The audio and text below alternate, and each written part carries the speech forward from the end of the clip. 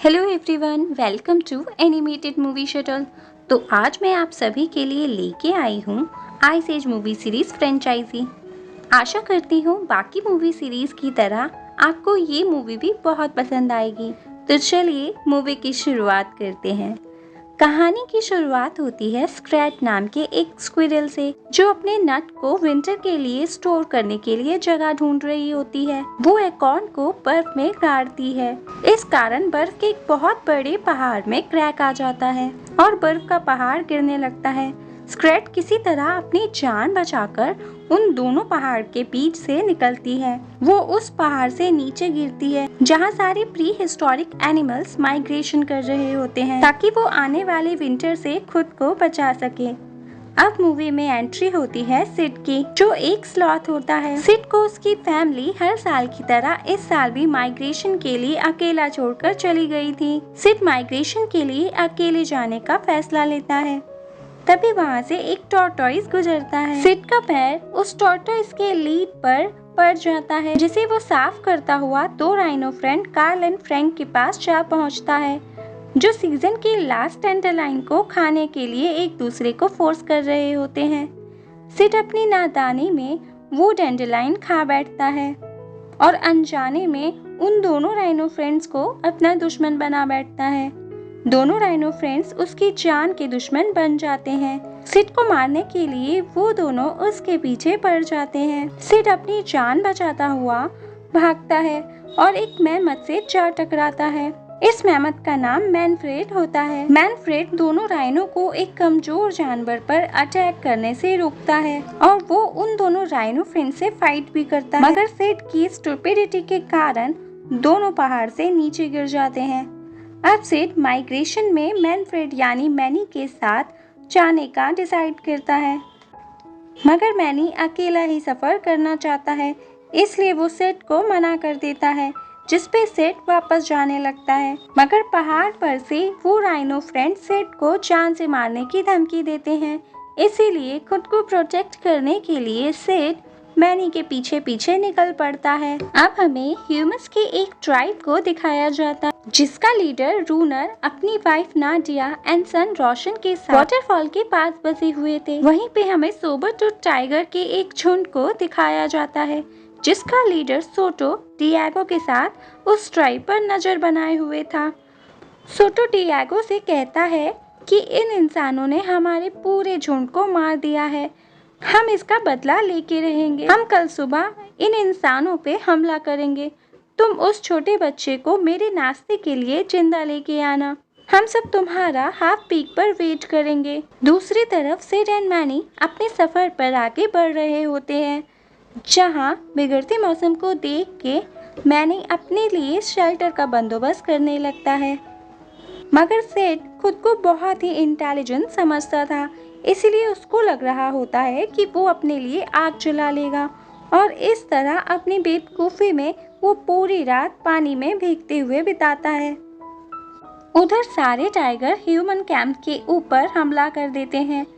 भेड़ियों के शोर मचाने के कारण पूरा ट्राइब जाग जाता है और वो सब मिलके टाइगर के झुंड से खुद को डिफेंड करने की कोशिश करने लगते हैं। इसी बीच डिएगो चुपके से उस बच्चे को उठाने जाता है, मगर तभी वहाँ नाडिया आ जाती है और अपने बच्चे को लेके वाटरफॉल की तरफ जाने लगती है।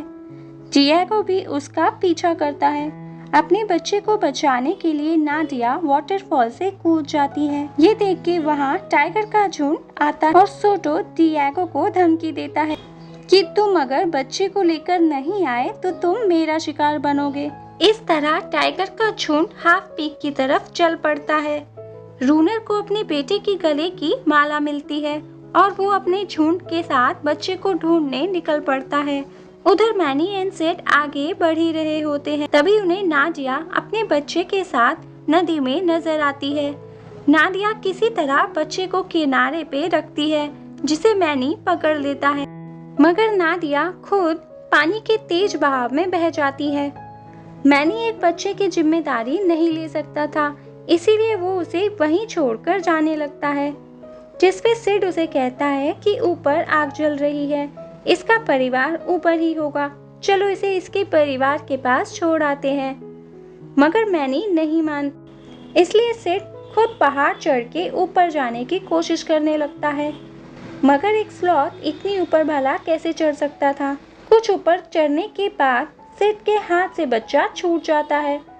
इससे पहले मैनी उसे पकड़ पाता वहाँ डिएगो आ जाता है और बच्चे को पकड़ लेता है। मैनी तुरंत बच्चे को उसके मुंह से लपक लेता है।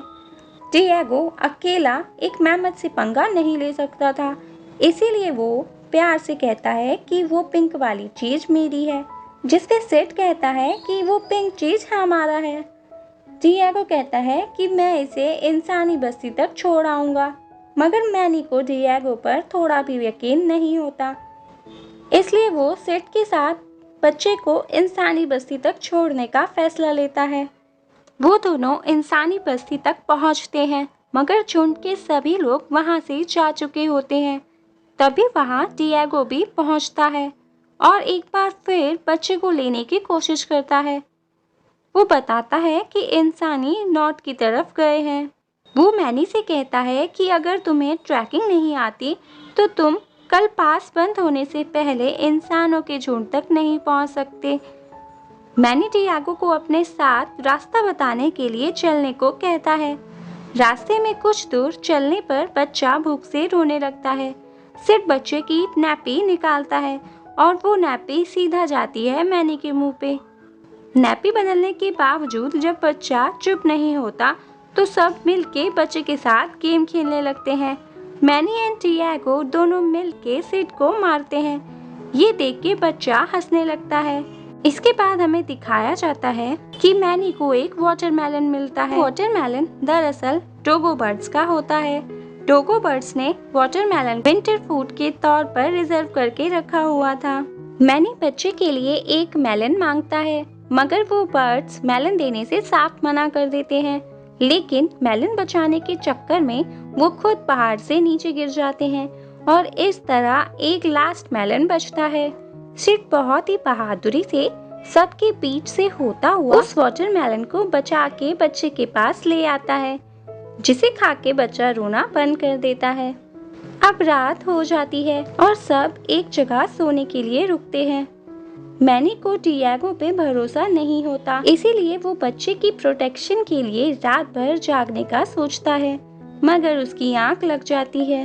डिएगो मैनी से बच्चा चुराने की कोशिश करता है। तभी डिएगो को झाड़ियों से कुछ आवाज आती है। जब वो आवाज के पीछे जाता है तो उसे उसी के ग्रुप के 2 टाइगर्स मिलते हैं।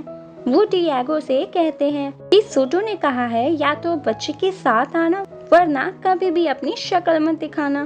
तब डिएगो उनसे बोलता है कि मैं बच्चे के साथ एक मैमथ को भी लेके आऊंगा, तुम दोनों जाके झुंड को रेडी कर दो।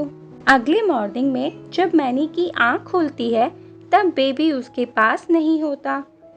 बेबी को अपने पास ना देख के मैनी गुस्से में डिएगो के पास जाता है, मगर बेबी डिएगो के पास भी नहीं होता। तब दोनों सिड को ढूंढते हैं। सिड लेडी स्लॉथ के साथ बेबी को लेके उन्हें इम्प्रेस करने की कोशिश कर रहा होता है।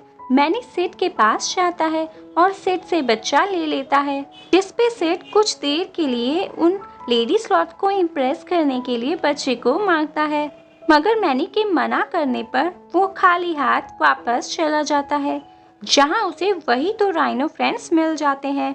सिड किसी तरह अपनी जान बचा के डिएगो के पास जाता है और डिएगो से हेल्प मांगता है, मगर जब डिएगो उसकी हेल्प करने से मना कर देता है तो वो उसे एक जोर का किक मारता है, जिसके कारण डिएगो गुस्से में आने से उसकी गर्दन दबोच लेता है। तभी वहाँ राइनो फ्रेंड्स आते हैं और वो समझते हैं कि सिड तो आज टाइगर का नाश्ता बन गया। रास्ते में उन्हें वही स्क्विरल मिलती है। मैंने इस स्क्विरल से रास्ता पूछा, क्या तुमने यहाँ से ह्यूमंस के ग्रुप को जाती हुई देखा है?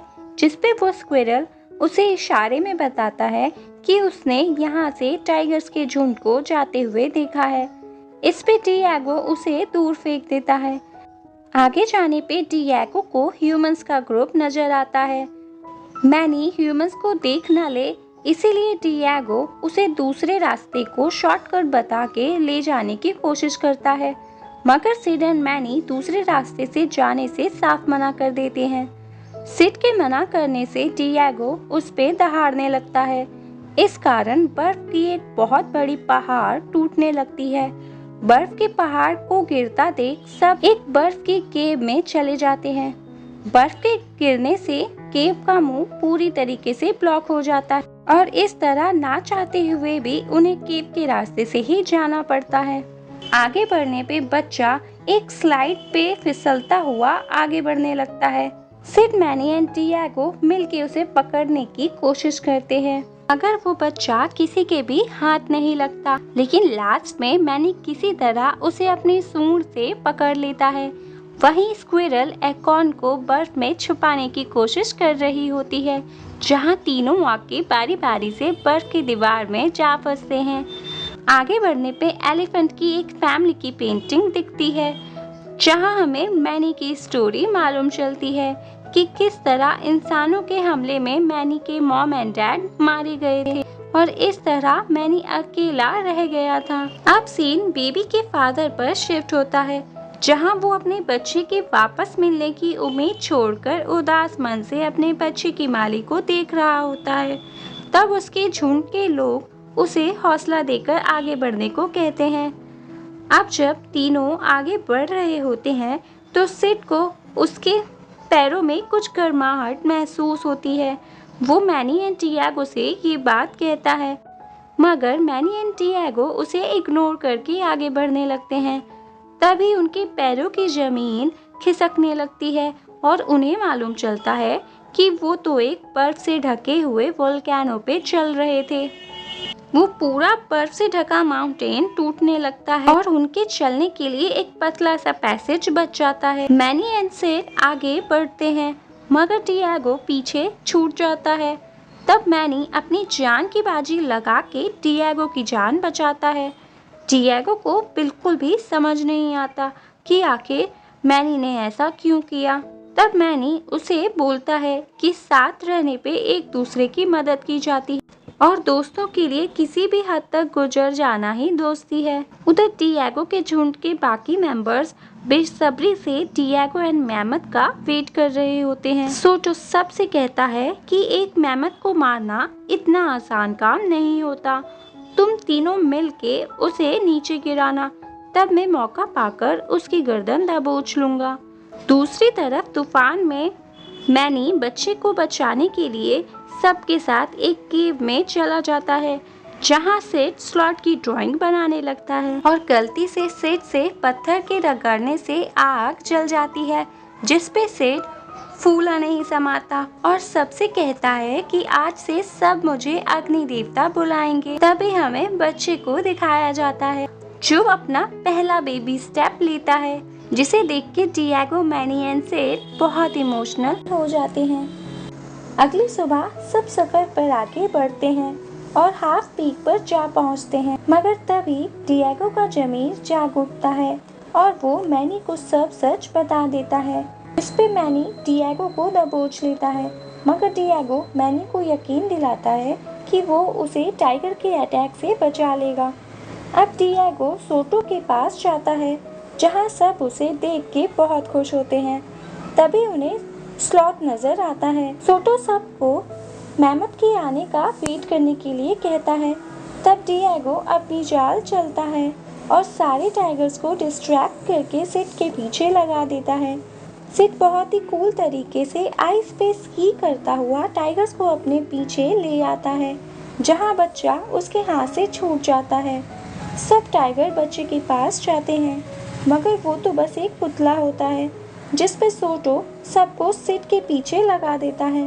वो तीनों टाइगर सिड के पीछे जाते हैं, मगर वहाँ मैनी उन लोगों का इंतजार कर रहा होता है और मैनी उन पे अटैक कर देता है। सिड वहाँ बेबी को लेने जाता है, जहाँ सिड के पीछे एक टाइगर आ जाता है। वो टाइगर सिड पे अटैक करने के चक्कर में गलती से पत्थर में फंस जाता है और सिड बच्चे को लेके वहाँ से निकल जाता है। अब मैनी पे सोटो एंड डिएगो अटैक करने के लिए आगे बढ़ते हैं, मगर डिएगो मैनी पे अटैक करने की बजाय सोटो को अटैक करने से रोकने लगता है, जिस पे सोटो डिएगो से फाइट करने लगता है और वो बचे हुए दोनों टाइगर मैनी पे अटैक करने लगते हैं। डिएगो फाइट के कारण जख्मी हो जाता है। तभी वहाँ सिड बच्चे को लेकर अचानक से आ जाता है। बच्चे को बचाने के लिए मैनी सोटो को अपने बड़े दांतों से उठाकर दूर फेंक देता है। सोटो नुकीली बर्फ के गिरने से वहीं पर मारा जाता है, जिसे देख के बाकी के टाइगर्स भी डर के मारे वहाँ से भाग जाते हैं। डिएगो जख्मी होने के कारण बच्चे को लेकर जाने के लिए कहता है, वरना इंसानों को ढूंढ पाना मुश्किल हो जाता। सीन बच्चे के फादर पर शिफ्ट होता है, जो बच्चे के मिलने की उम्मीद छोड़कर माला वहीं रखकर जाने लगता है। मगर तभी उसे मैनी नजर आता है। मैमथ को देख के कबीले के लोग उस पे हमला करने के लिए आगे बढ़ने लगते हैं, मगर बच्चे को देखते ही सब रुक जाते हैं। बच्चे को पाकर उसका फादर बहुत खुश होता है। अब मैनी एंड सिड बच्चे को गले लगाकर उसे आखिरी अलविदा कहते हैं। अब वो बच्चा कबीले के साथ चला जाता है। तभी वहाँ डिएगो नजर आता है। डिएगो को देखकर सिड एंड मैनी बहुत खुश होते हैं। अब वो सब जून का एक हिस्सा बनकर अपने सफर पर आगे निकल पड़ते हैं।